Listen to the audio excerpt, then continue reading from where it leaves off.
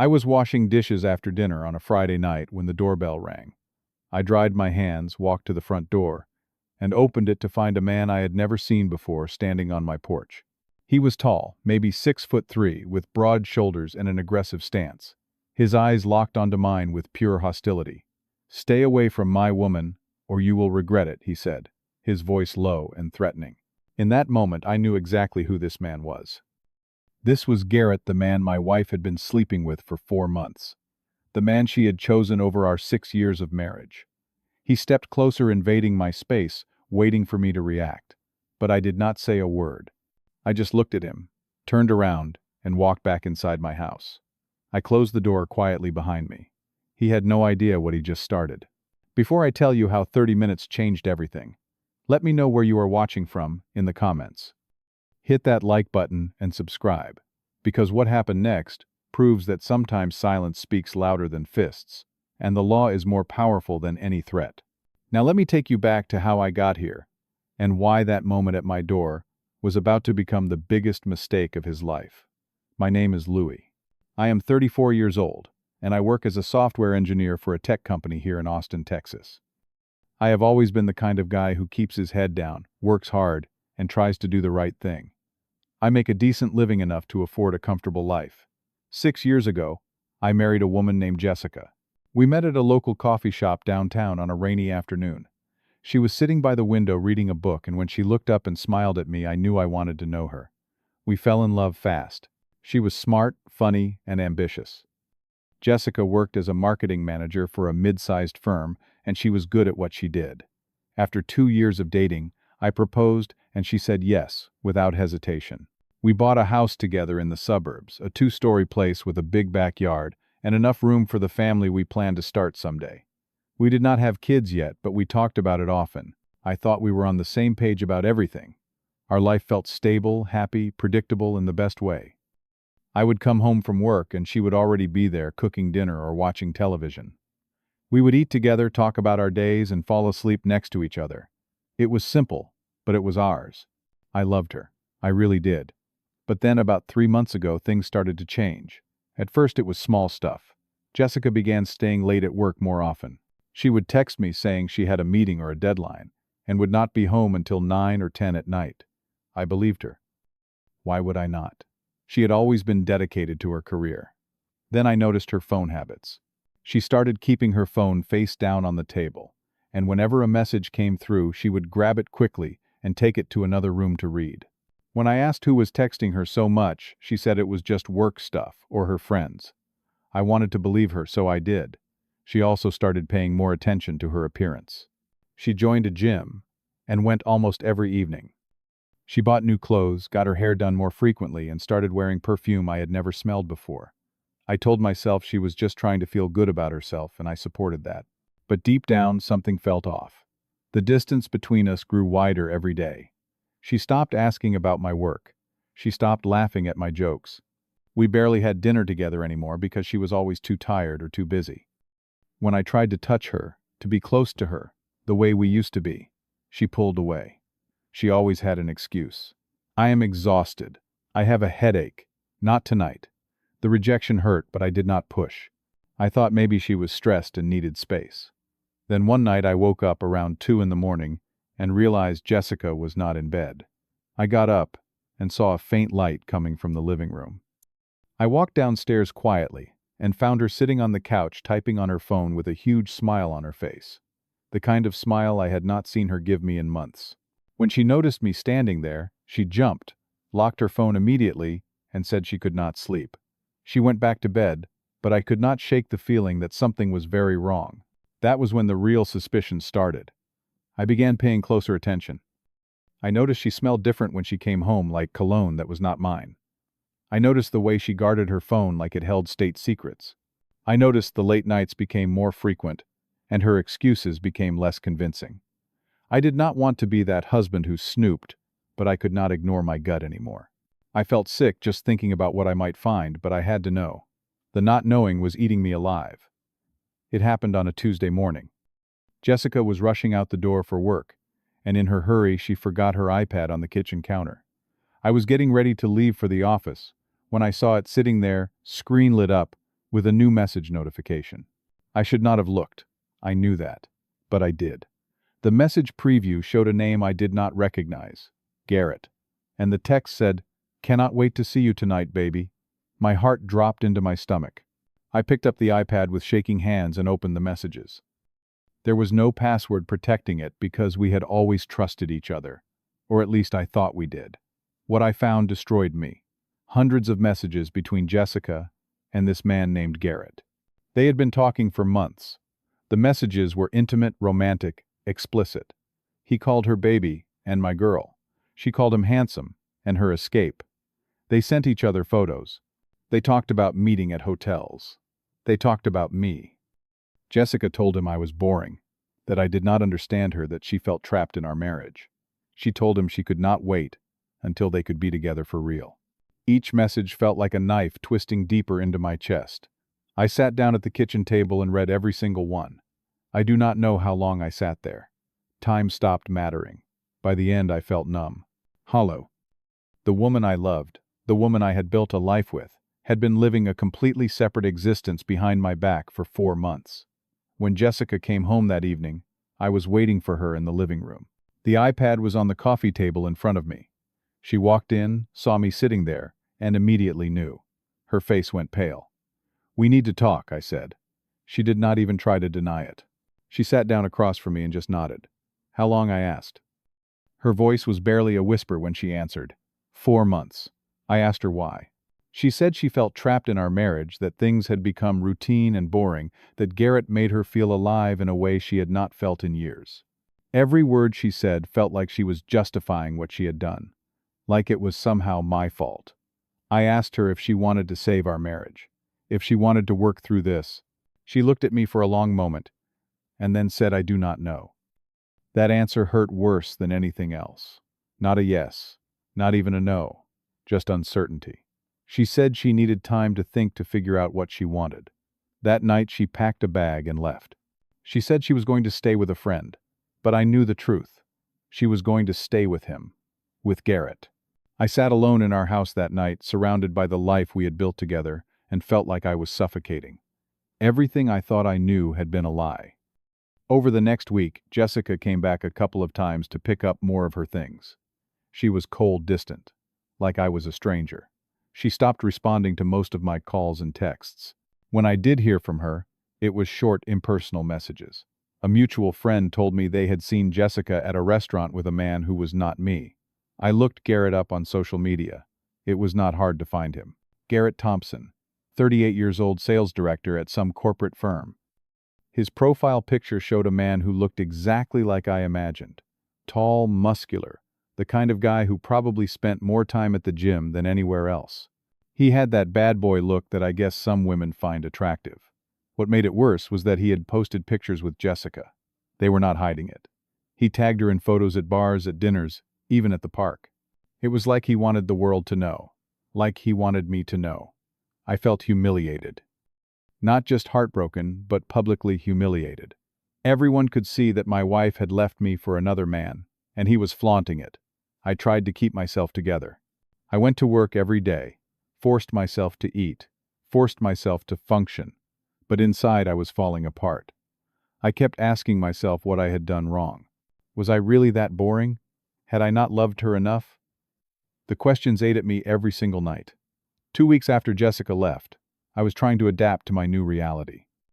I was living alone in the house we had picked out together, sleeping in the bed we used to share, surrounded by memories I could not escape. That Friday night, I decided to just stay and order some takeout and watch a movie. I was not ready to face the world yet. After I finished eating, I washed the dishes, trying to keep my mind occupied with mundane tasks. That was when the doorbell rang. It was almost 8 o'clock. I was not expecting anyone. For a brief, foolish moment, I thought maybe it was Jessica coming back to talk. I dried my hands on a towel and walked to the front door.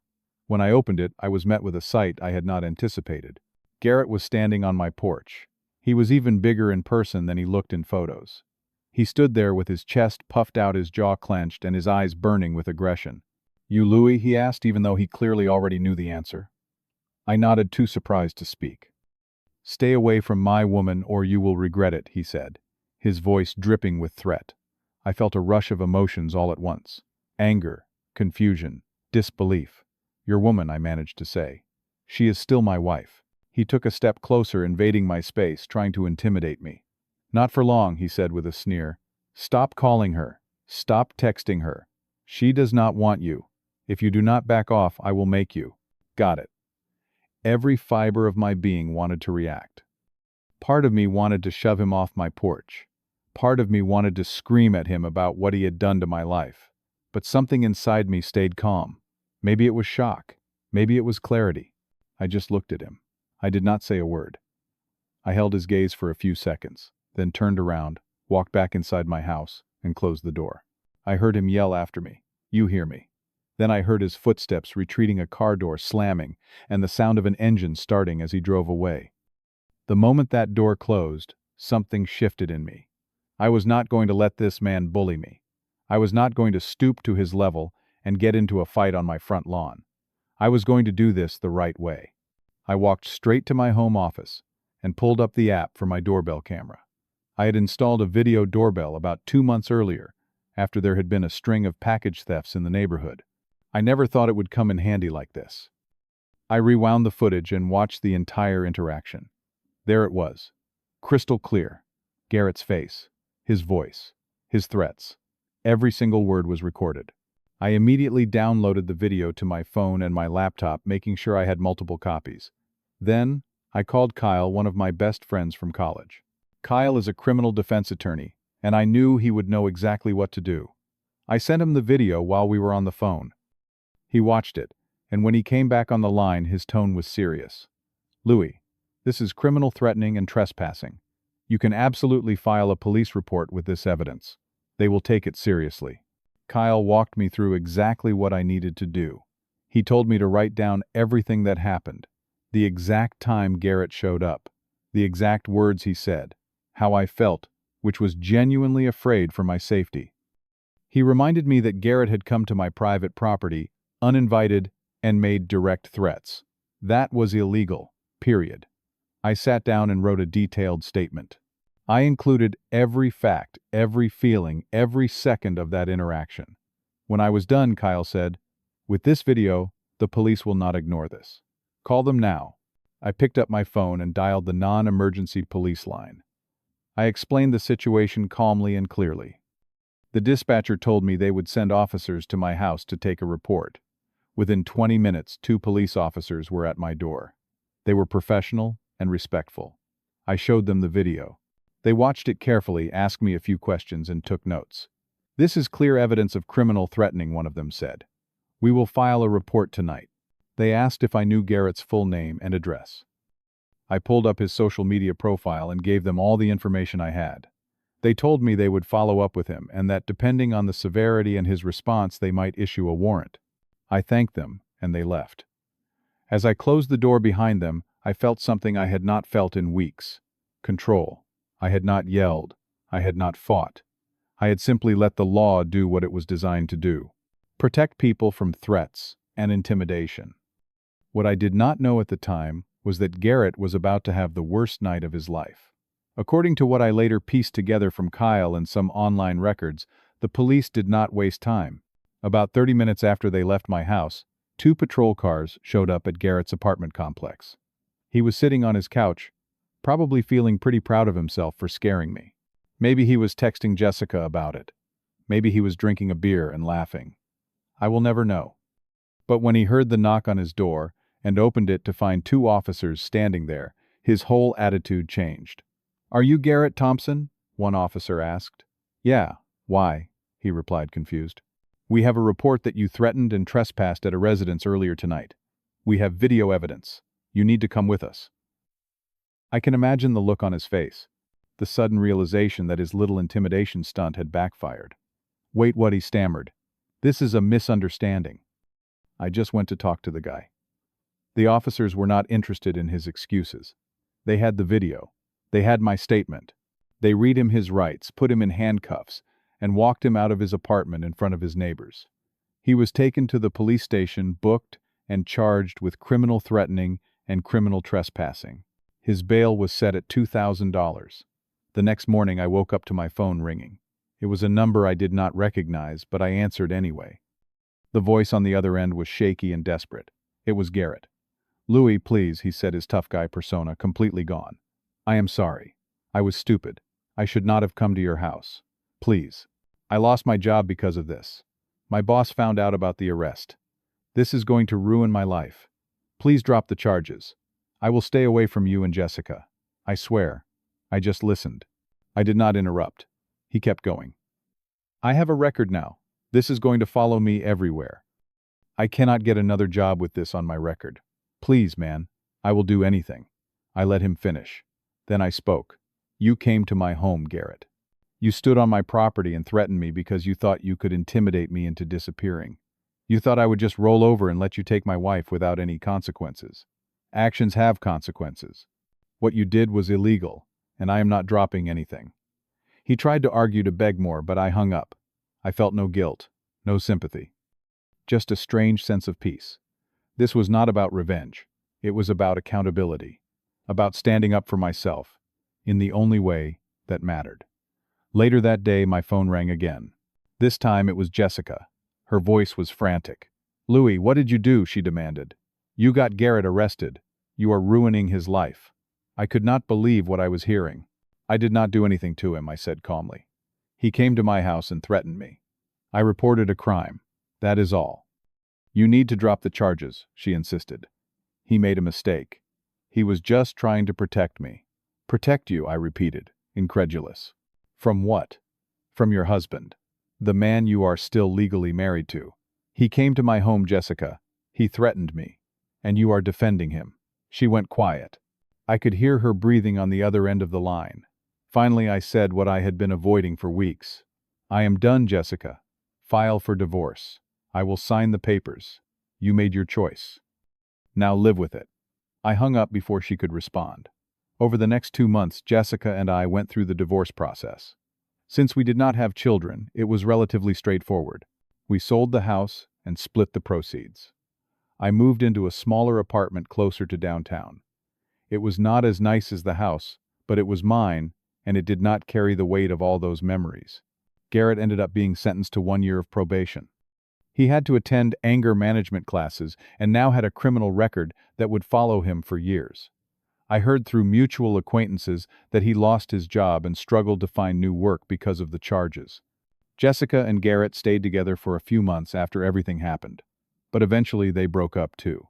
I guess a relationship built on lies and betrayal does not have a strong foundation. I did not take any pleasure in that. I just did not care anymore. The hardest part was not the legal stuff or the logistics of the divorce. It was the loneliness. The nights when I came home to an empty apartment and realized I was starting over at 34. I had to grieve the life I thought I was going to have. The future I had imagined with Jessica. The family we were supposed to build. But slowly, very slowly, I started to heal. I forced myself to get out of the house. I started running in the mornings. I joined a local hiking group and met people who had no idea about my past. I reconnected with old friends I had lost touch with over the years. I threw myself into my work and it paid off. I got promoted to senior engineer with a significant raise. Little by little, I started to feel like myself again. Not the same person I was before, but someone stronger. Someone who had survived something I never thought I would have to go through. I learned something important through all of this. When someone tries to intimidate you, when someone tries to make you feel small, you do not have to fight fire with fire. You do not have to scream or throw punches or lower yourself to their level. Sometimes the most powerful thing you can do is stay calm, stay smart, and let the system work the way it is supposed to. Garrett thought he could scare me into backing down. He thought showing up at my house and puffing out his chest would make me disappear. But silence can be more powerful than any threat.